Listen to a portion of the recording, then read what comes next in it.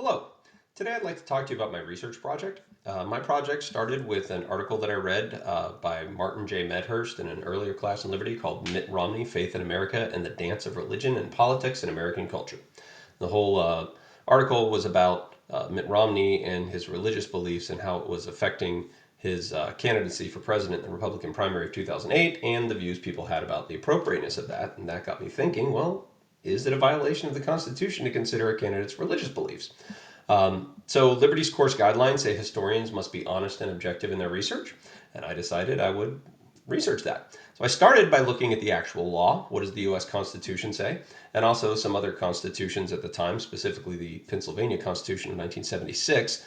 And that state constitution included a religious test for prospective legislatures where they had to, quote, where they had to swear, quote, I do believe in one God, and also, quote, I do acknowledge the scriptures of the Old and New Testament to be given by divine inspiration.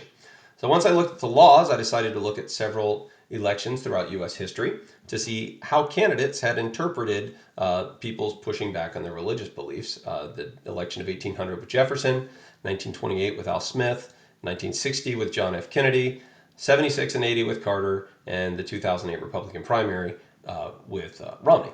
What I found was through searching through primary and secondary sources, and a lot of my research was on letters or speeches that the candidates gave to see their viewpoints.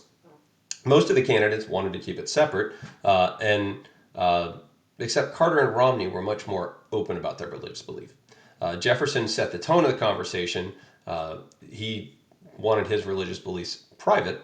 And one of the letters, the famous Danbury Baptist letter written after he won the election of 1800, famously quoted the, quote, wall of separation between church and state that he referred to, that we've read about in this class and several of the candidates referred back to.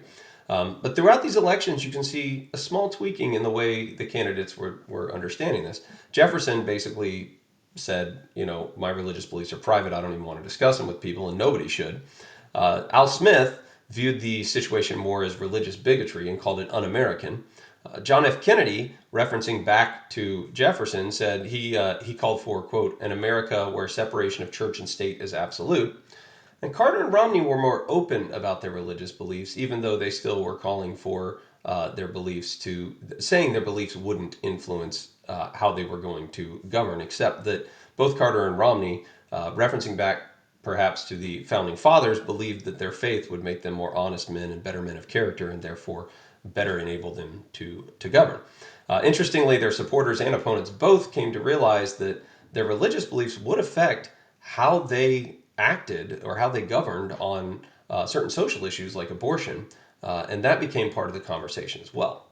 So, from examining the actual laws in the Constitution and these case studies, the conclusion I've drawn is that there is no law restricting somebody from voting based on their religious beliefs. It's not a violation of the Constitution, but there has developed a cultural expectation in our country over the several centuries since then, since the establishment of the Constitution, where people think it's not a good idea to do that, except possibly to consider the candidate's religious beliefs in relation to how they will actually govern.